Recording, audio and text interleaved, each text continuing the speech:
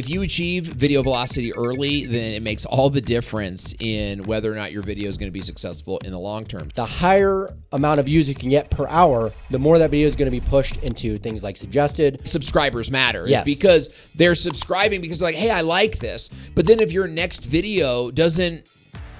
Today, let's talk about video velocity or view velocity, whichever term you might be using. Ryan, you upload a ton of videos. What is view velocity? Yeah, so view velocity or video view velocity is simply the amount of views a video will get in a specific time frame. And we'll break it down for you guys because there's a few very specific points after you release a video that it's important to check in on these things and measure that velocity. And it's going to be different depending on, the size of the channel and things like that. Yeah, it also depends on time from publishing, right? Yes. So it's as soon as you hit publish, your video is either gaining velocity or it's not. And if you achieve video velocity early, then it makes all the difference in whether or not your video is going to be successful in the long term. So let's talk about some of that today and how you guys can achieve video velocity earlier in your videos. Welcome back to the channel. I'm Owen Video here with my trusty sidekick, Ryan Brown. Ryan, what's the long and short, most important thing to know about achieving video velocity? Views per hour. Remember that. Write it down. Put it on your bedroom mirror. Never let it forget your mind whenever you release a video, because when you release a video publicly, every hour it'll give you X amount of views that is being achieved on the channel. And obviously, the higher, the better. The reason being, the higher amount of views you can get per hour, the more that video is going to be pushed into things like suggested, browse specifically. And there are a lot of different media areas that can influence video velocity, such as how eager your own subscribers are to watch your video, because that's initially where you might get that bump. Sure. Should you share your video on social media elsewhere? There's, benefits and problems to that. But maybe we can talk a little bit more about specifically views per hour, how we measure that. Yeah. And why doesn't YouTube measure it? Yeah. YouTube is known about this. Guys, I'm like a certified channel manager from way back when YouTube had the certification program. And we've known about video velocity from there. And it's just like plane velocity. Just like you're on a plane, you got to go faster and faster and faster to take off, to take flight. And then once you're flying, it's kind of like the farther you launch, the farther the video can go. If your video doesn't ever get off the ground, then you're going to have a hard time staying in the air. You're going to land faster, and you have to upload more videos more often. Yeah. So, YouTube's known about this for a long time, but they've never officially measured it in views per hour on the platform. Now, vidIQ, the free plugin, measures views per hours. They measure it in VPH. You can go to YouTube. You can use that and see who else's videos, your own videos included. Gotcha. But another way that we do it, we just did it this last weekend where we had a video, a short, get a ton of velocity. I mean, right off the bat, it was getting 100 views per hour. And you can just check that out in your own analytics. Yes. Right? So you log into your analytics and you know however long it is. Maybe you waited 1 hour or maybe you waited 3 hours before you checked the analytics. Whatever your views are, divide that by how many hours it's been up, and those are your views per hour. So if you're watching your videos on a regular basis and you kind of know, I get roughly 50 views in an hour, then what you're trying to do is you're trying to beat that. Yeah. Every time. And a great way to beat that is actually through subscriber growth, which we'll get into in a second, because Colin and Samir just kind of did a video about you don't need subscribers or subscribers and I feel really passionate about that, because these guys, all those guys, really great guys, Jack Dorsey from Patreon was on the show. They were like, you don't need subscribers. But it's like these guys, I was there in the room when they celebrated getting a million subscribers. So it's like, right? Yeah. So it's like a year ago, subscribers were reason enough to stop all of VidSummit. Yeah. Yeah. Right? But today, subscribers are nothing. And that's where I think it really comes to the importance of intention, because to me, YouTube has always been, and what I've loved about YouTube over other platforms, is it's been about cultivating community. Yeah. So if you view subscribers as an actual community member of your show, of your ethos, depending on the type of work you do. We do a lot of work with functional practitioners, chiropractors, people in that nature. And that is all about community and patient base. Like your patients are part of your community and your message. It's about message outreach. So getting a video out to those subscribers who are engaged, of course, if you can match your video with their desires and needs fast, then you're going to achieve video velocity. So that's what I think why subscribers matter is because they're subscribing because they're like, hey, I like this. But then if your next video doesn't mix, it's like kind of off. Then you lose velocity because like you just brought on, I don't know, you have 15, 16 subscribers. That's who YouTube's going to like send these videos out to first.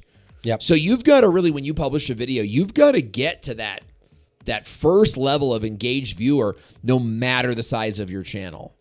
You know, if you got 100 views last week, it's like those 100 people that you're trying to, attract with the next video. So that's sort of like stage one of view velocity is like, especially if you've been on YouTube for a minute, even if you're not a very big channel, you're still like, okay, trying to hit core audience first, and then you're trying to build on who else am I talking to? Maybe it's still just that core audience, but you just haven't reached those same people yet. Sure. And then hitting them to carry that velocity forward. So what I wanted to ask you was, when you're starting out and you're measuring these things, how do you know what is a good view velocity to build on? Obviously, if you're just starting out, you want to just take like, let's say you upload 3 videos a week, 2 videos a week. You're looking at those numbers, and then you're just wanting to make those numbers better. But if you've been doing for this longer, I think it runs a little bit deeper than that. I like to keep it look at the relative and look at the absolute, right? So the relative looks at your percentage growth. And then the absolute, you have to know what that is, right? So on average. So the idea is you got to start uploading videos, right? And then you look at your long form videos and you go, okay, after 1 hour, how many views did I get on that video, right? And then after 2 hours, how many views? And you're kind of watching it over the course of 5 or 6 hours during the day, and you're looking for that bell curve, right? It's like, is this video on par with my average video?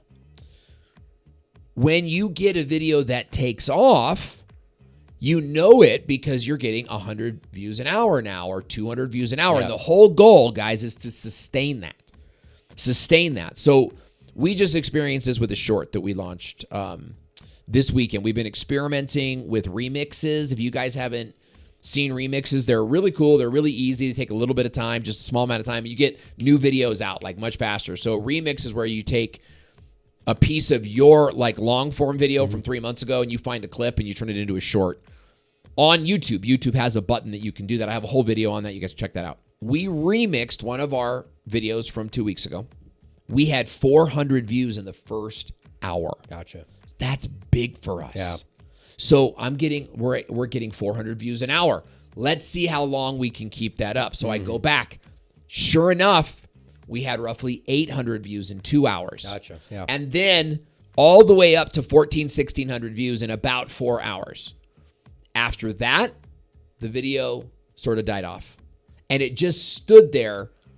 It actually went to 1.7. Okay. Yeah. And then something happened and YouTube dropped it down. I think we got some bot views. Okay. But it landed at like 1.4. Gotcha. Breaking out to like roughly 400, 500 views an hour. It lasted for about 4 or 5 hours. After that, it just kind of died off. Now, here's what's interesting. The video we did before that had died, we had done a video before that died at like 300 views.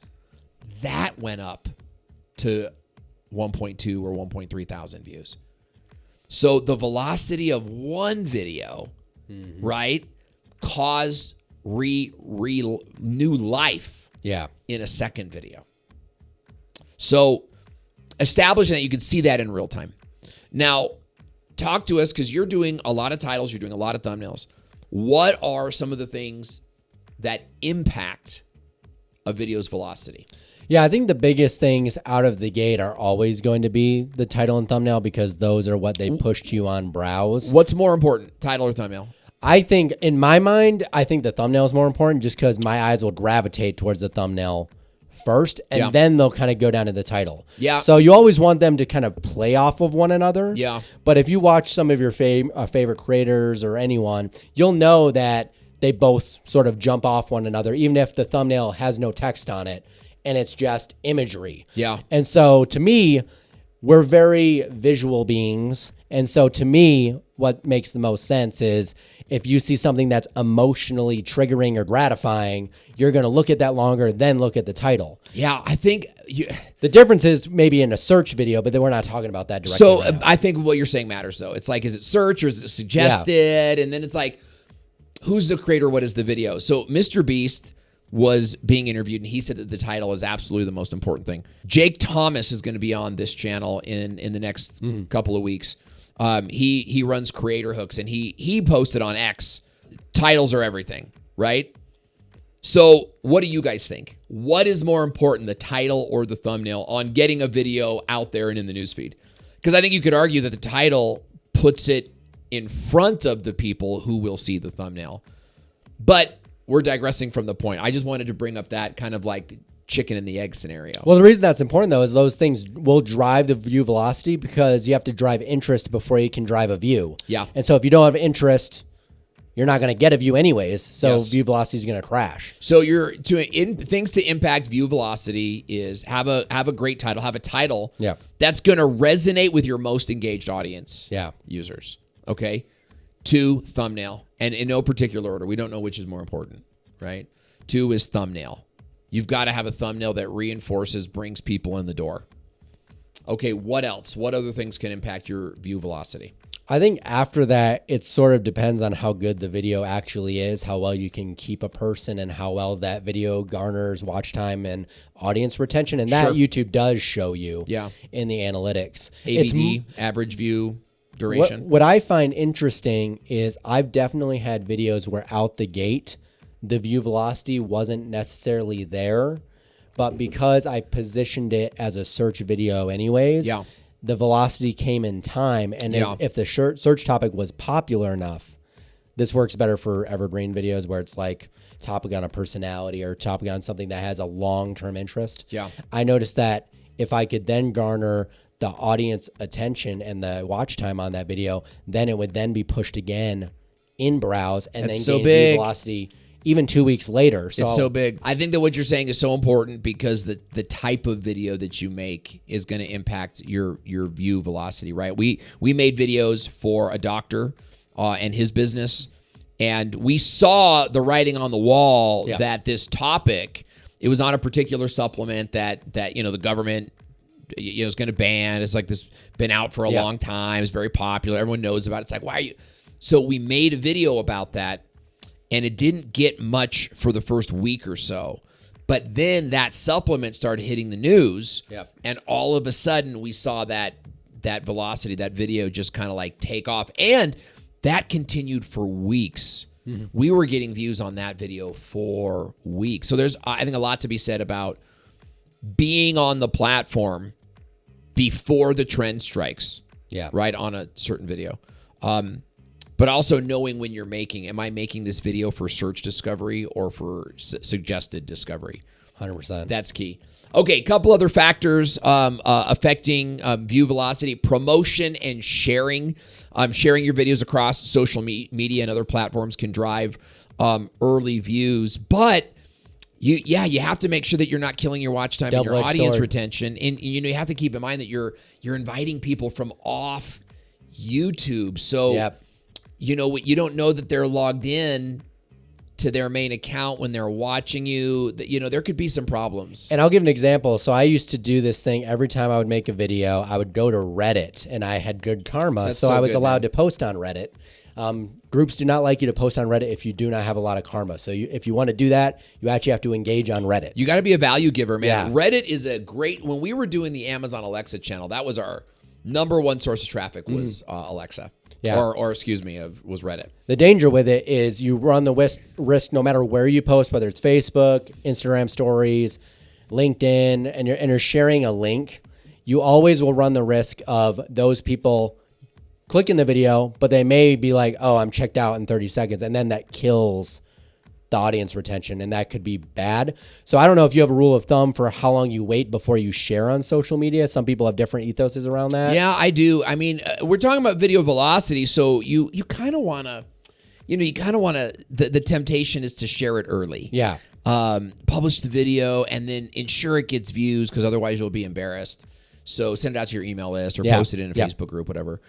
We like to wait a week, man, or 2 weeks. I mean, it depends on the video. If the video is stagnant after 2 days, maybe I'll get an email out on Friday. But I am in no way driven to get an email I am in no way driven to get non-YouTube views on a video as soon as I publish the video. I am totally okay to wait a little bit longer and give that video new life after the YouTube algorithm has run its course. Yeah, and I'll add one last thing to that, and that's if you kind of follow that model of waiting a minute, then you'll actually know what your true YouTube view velocity is, not overall velocity, which can get a little more confusing because it doesn't necessarily say until later where that traffic's coming from, and then you got to do a bunch of math. Yeah, super.